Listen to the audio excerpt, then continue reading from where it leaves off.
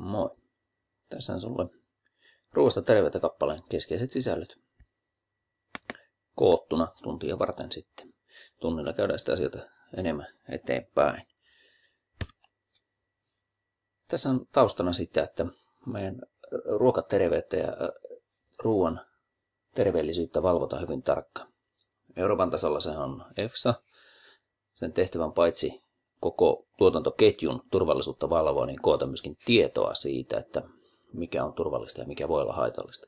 Tämä tarkoittaa ihan siltä alusta asti kasvien kasvatuksesta niin ravinnoksi kuin eläinten rehuksi ja siinä käytettävät lannoitteet, kasvinsuojeluaineet, eläinten tuholaisaineet tai tuhoeläinten torjumisaineet ja niin poispäin.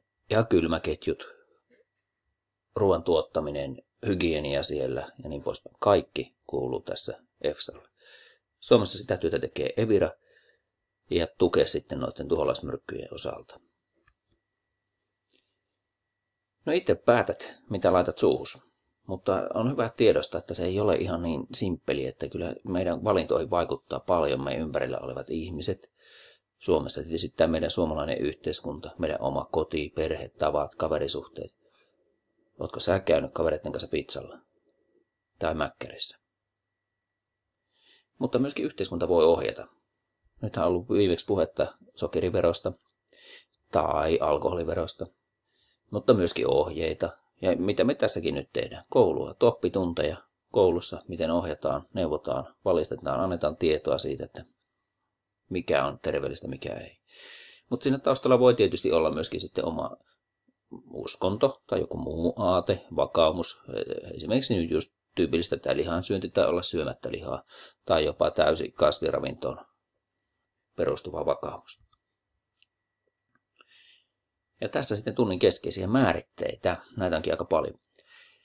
Terveysvaikutteinen elintarvike on tieteellisesti osoitettu, että se edistää hyvinvointia tai vähentää sairauden riskiä. Siihen on joko lisätty joku terveyttä edistävä tekijä tai poistettu semmoista terveyttä haittava tekijä. On voitu lisätä D-vitamiinia, on voitu poistaa laktoosia. Tyypillisiä tämmöisiä on muun muassa kasvistanolit, kasvisterolit, jotka ehkäisevät sydän- ja verisuonitauteja, kuidut. Hyvin kuitupitoiset elintarvikkeet on annettu, tai niille on annettu tämmöinen status, että ne voi olla terveysvaikutteisia. Ja tätä valvotaan hyvin tarkkaan. Täydennetty elintarvike on sitten sellainen, johon on lisätty jotain, jonka tavoitteena on hyvinvointi tai terveys. Tämä on nyt just niitä D-vitamiineja, eli se D-vitamiini itsessään ei tee vielä terveysvaikutteiseksi, sitä se pitää osoittaa tieteellisesti, että sillä on oikeastikin se vaikutus olemassa. Mutta täydennetty elintarvike ei tarvitse tämmöistä statusta.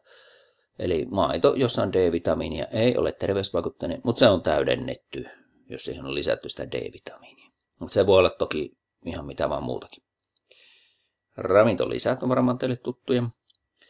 Niitä otetaan purkista, ne on monesti keinotekoisia, joskus ne on myöskin luonnontuotteita.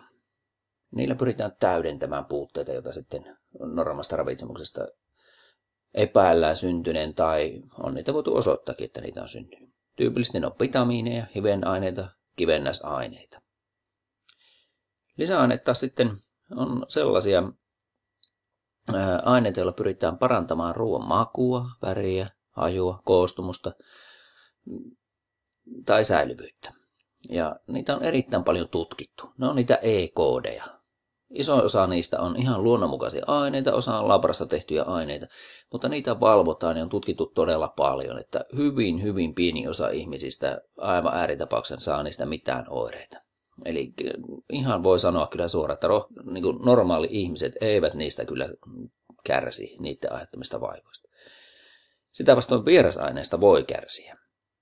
Joskin Suomessa tämäkin, ainakin minun lukeman kirjallisuuden pohjalta, on niin, että vierasaineetkaan ei todistetusti aiheuta sairauksia, paitsi ehkä sitten jollekin erittäin herkistyneille. Vierasaineet ovat sellaisia aineita, ne tulee joko ilmansaasteen mukana, tai vaikkapa traktorista valunutta öljyä tai jotain, joka tulee sieltä pellolta sitten päätyy meidän ruokaan asti. Siis sellaisia aineita, joita ei ole tarkoituksena sinne ruokaan laitettu eikä sinne haluttu. Ja suurin osa Suomessa tulevista vierasaineista tulee ulkomaisten kasvisten mukana. Noin 90%. Ei ole Suomessa tämäkään terveyden kannalta merkityksellinen asia. Luomuelintarvike on sitten, niin kuin ymmärrätte, niin ilman lisäaineita tai eikä saa käyttää myöskään lannoitteita siellä ruokalassa tai ruoan tuotannossa, kasvin tuotannossa muuta kuin sitten ihan luomulannoitteita eli ulosteita.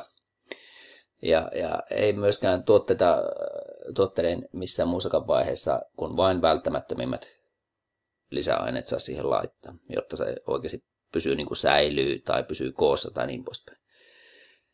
Geenimuunneltu on sitten ehkä nykyisin aika paljon pinnalla.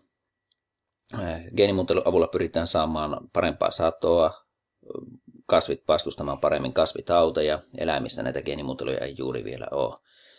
Tai sietämään jotain olosuhteita. Muun muassa nyt on tämmöisiä suolavedelle sietävää riisilajiketta kehittelemässä, koska siis makean veden määrä meinaa olla rajallista maapallolla, niin koitetaan saada sitä kautta niin kuin tehostettua ruoan tuotantoa, että riisi sietäisi myöskin suolaisempaa vettä. Näissäkin on sitten aika paljon rajoituksia, ja niissä pitäisi lukea purkissa jokaisessa tai ostetussa tuotteessa pakkauksessa, että mitä ne pitää sisällä. Että geenimuunneltua ei lähtökohtaisesti, sitä ei saa viljellä Suomessa, ja se on erittäin rajattua vain kokeiluplantteja EU:ssa, ja USAssa sitä kyllä käytetään, ja varsinkin eläinten lannoitteeksi, ei lannoitteeksi, vaan rehuksi, eläinten rehuksi, niin kasvatellaan kyllä geenimuunneltua maissia. Nanoruoka on sitten uusinta hottia, ja siinähän tämä perustuu vain siihen, että erittäin pieniä ainesosia, siis siitä tämä nano,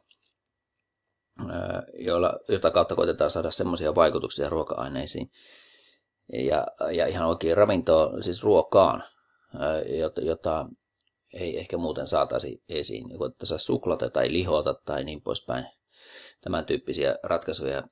Ja tässä näiden vaikutuksia ei ole osattu tai ei vielä pystytä kattavasti tutkimaan, ja niitä ei ole vielä tutkittu tarpeeksi paljon.